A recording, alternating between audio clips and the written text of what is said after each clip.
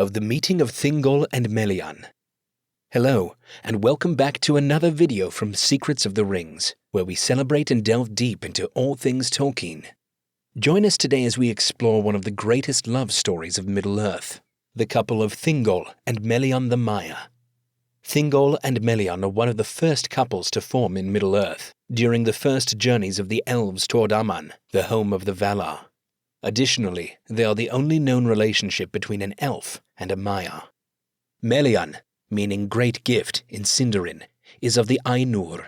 Thus, her power is greater than that of all other elves and men. Melian was a divine being of the order of Maia, hailing from the race of the Valar. She dwelt within the luscious gardens of Lorien and was considered the most stunning and wise of all her people. With her ability to craft songs of enchantment, it is said that even the Valar would cease their work and the birds of Valinor their mirth to listen to her sing. The ringing of Valmar's bells would halt, and the fountains would dry up when Melian sang in Lorien. Her voice had a magical quality, which she taught to the nightingales that always accompanied her, and she had a particular fondness for the deep shadows of the great trees. Melian was kin to Yavanna, one of the Valar.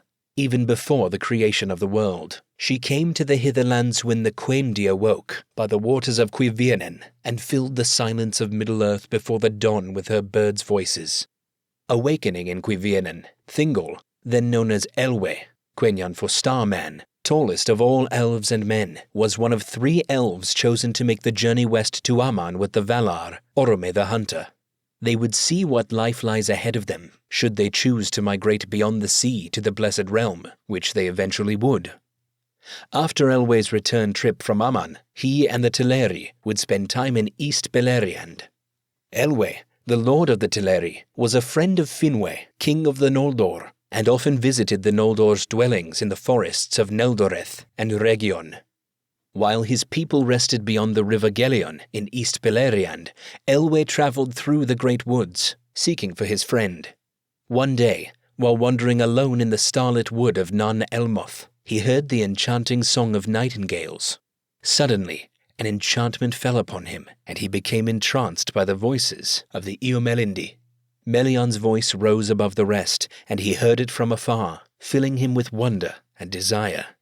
Elwe forgot all about his people and his purpose, and he followed the nightingales' voices under the trees' shadows, passing deep into Nan Elmoth. Eventually he arrived at a glade, open to the stars, where he saw Melian. Her face radiated with the light of Aman, and he was filled with love upon seeing her. Elwe took her hand, and there they stood still for many years, enchanted by each other's presence. After their awakening about 200 years later, they would together establish the kingdom of Eglador, Doriath, and rule Beleriand for a time. Elwe's people searched for him, but never found him. Olwe, his brother, took over the Teleri's kingship and left Beleriand. Elwe Singolo never returned to Valinor, and Melian did not leave the Hitherlands for as long as their realm lasted. However, their union gave rise to a strain of the Ainur, who were with Ilúvatar before the creation of the world. Elwe became a renowned king among the Eldar of Beleriand, known as Elu Thingol, or King Greymantle.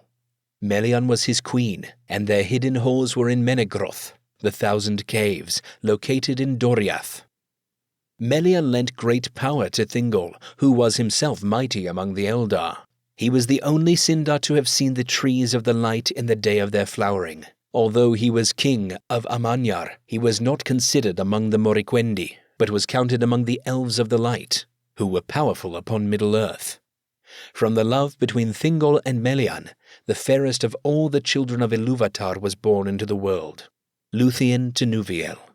Elu Thingol, as he came to be known, was still considered to be a high elf, having seen the light of the trees, and ruled as a lord over all the lands of Beleriand. Eventually, he and Melian would surrender their efforts beyond Doriath to the more aggressive Noldor, and remain behind an impenetrable border, the Girdle of Melian, established by the powerful queen of Doriath. Doriath translates to Land of the Girdle, which would deny entrance to Ungoliant, the primordial evil spider, into Doriath, and only failed to restrict the eventual comings of Beren and Karkaroth the wolf. Thingol would go on to establish Sindarin as the dominant Elvish language, banning Quenya after learning of the kinslaying at Alqualonde. He would foster a young Turin, son of Húrin, whom he gifted the mighty sword Anglakel, forged by Eol, the Dark Elf, from a fallen meteorite. He was mightiest of all the Eldar save Feanor, but died an unfortunate death at the hands of the dwarves, whom he tasked with conjoining his Silmaril to Nauglamir, a prized possession from Nargothrond.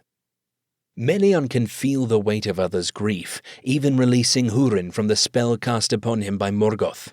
She gave lembas bread to Beleg the Hunter to share with Turin, making him the first mortal man to receive it. She is insightful, able to warn her daughter of Beren's capture by Sauron in the quest for the Silmaril.